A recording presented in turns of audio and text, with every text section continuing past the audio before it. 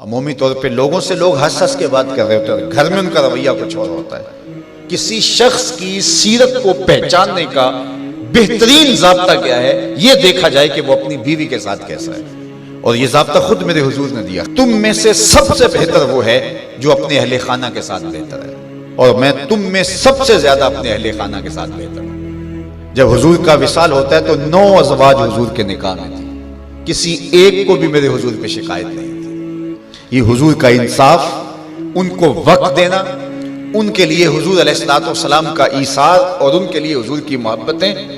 حضرت خدیجہ الکبریٰ رضی اللہ تعالی عنہ کا ذکر کرتے ہیں ان کے وصال کے بعد تو حضور کی آنکھیں چھلک پڑتی ہیں، اور جانور ذبح کرتے ہیں اور گوشت کے ٹکڑے ان کے سہیلیوں کے گھروں بھیجتے ہیں۔ حضرت عائشہ رضی اللہ تعالیٰ عنہ فرماتی ہیں میرا ان سے جو رشتہ تھا تو مجھ سے نہ رہا گیا، میں نے ایک دن کہہ دیا حضور آپ اس بوڑھی عورت کا ذکر نہیں چھوڑتے،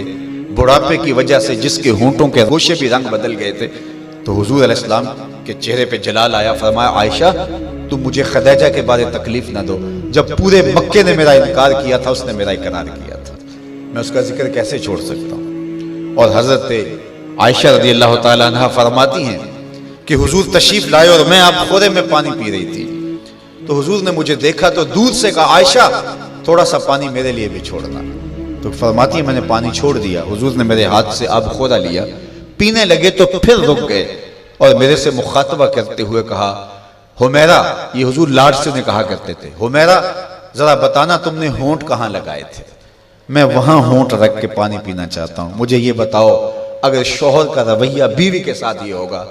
تو گھر جنت کا ٹکڑا بنے گا یا نہیں بنے گا؟ تو تم میں سے بہتر وہ ہے جو اپنے اہل خانہ کے ساتھ بہتر ہے۔ سب سے پہلے آپ کے اہل خانہ آتے ہیں، آپ کے ماں باپ آتے ہیں، آپ کے بہن بھائی آتے ہیں، پھر کلاس فیلوز آتے ہیں، اساتذہ آتے ہیں، یہاں سے ہمارا رویہ خوبصورت ہونا شروع ہو۔ ہم نے دیکھا ہے کہ لوگوں کے ساتھ بڑے اچھے رویے، ماں باپ کے گستاخ ہوتے ہیں، ماں باپ کے بے ادب ہوتے ہیں، دکان پہ گاہک سے ہنس ہنس کے بات کر رہے ہوتے ہیں، لیکن بہن بھائیوں کے ساتھ رویہ تلخ ہوتا ہے، بیوی کے سامنے جا کے فرعون بن جاتے ہیں، ماں باپ کے سامنے جو ہے ان کے رویے کی تلخی ہوتی ہے۔ سارا دن جی ہمارا پیشہ ایسا ہے لوگوں سے ہنس ہنس کے بات کرنی ہے، لیکن جن سے آپ ہنس کے بولیں گے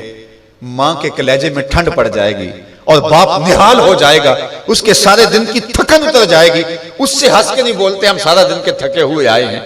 سارا دن کس سے ہنس ہنس کے بولتے رہے ہو، یہ تمہارا اخلاق نہیں تھا، یہ تمہاری بناوٹ تھی، یہ تمہارا تصنع تھا۔ جو اخلاق ہے وہ حقیقت میں اس کا روپ نظر آتا ہے اپنے ماں باپ کے ساتھ، اپنی بیوی کے ساتھ، اپنے بچوں کے ساتھ، اپنے کلاس فیلوز کے ساتھ، اپنے دوستوں کے ساتھ، اپنے اساتذہ کے ساتھ۔ اگر تمہارا رویہ ٹھیک ہو گیا تو پھر تمہارا دوسرے لوگوں کے ساتھ رویہ بھی ٹھیک ہے، لیکن اگر ان کے ساتھ رویہ ٹھیک نہیں، دوسروں کے ساتھ رویہ آپ کا اچھا ہے تو پھر وہ آپ مکر کر رہے ہیں، آپ یہ بھی کوئی کاروبار کر رہے ہیں، یہ آپ کے اخلاق کا عکس نہیں ہے، یہ آپ کی ضرورت کا رنگ ہے جو لوگوں کو نظر آ رہا ہے، یہ آپ کا کاروباری انداز ہے، آپ کی مسکراہٹ آپ کا کاروبار ہے، آپ کے اخلاق کا عکس نہیں ہے۔ اگر اخلاق کا عکس ہوتا تو ماں کو بھی ہنس کے ملتے۔ میں وہ جو لفظ آپ کو کہے کہ حضور کمزوروں کا بوجھ اٹھایا کرتے تھے، تو آج بیٹی اگر ماں کا بوجھ نہیں اٹھاتی،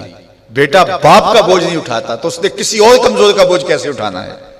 ماں گھر میں تھکی ہے سارے دن سے اور بیٹی جو ہے وہ آئی ہے اور وہ بھی ماں سے مطالبہ کرتی ہے کہ میری ضرورت میرے بستر پہ، میرے ٹیبل پہ پوری کرو، اور تھکی ماندی سارے دن کی ماں کی وہ مدد کرنے کے لیے تیار نہیں ہے، تو جو سکی ماں کی مدد نہیں کرے گی اور جو بیٹا سکے باپ کی مدد نہیں کرے گا تو وہ کسی کی مدد نہیں کر سکتا۔ آغاز یہاں سے ہوتا ہے، یہاں سیرت کا حقیقی رنگ نکلتا ہے جس سے ہماری طبیعتوں کے اندر وہ چیز عملاً راسخ ہوتی ہے۔ اس لیے میں اور آپ حضور کی سیرت کو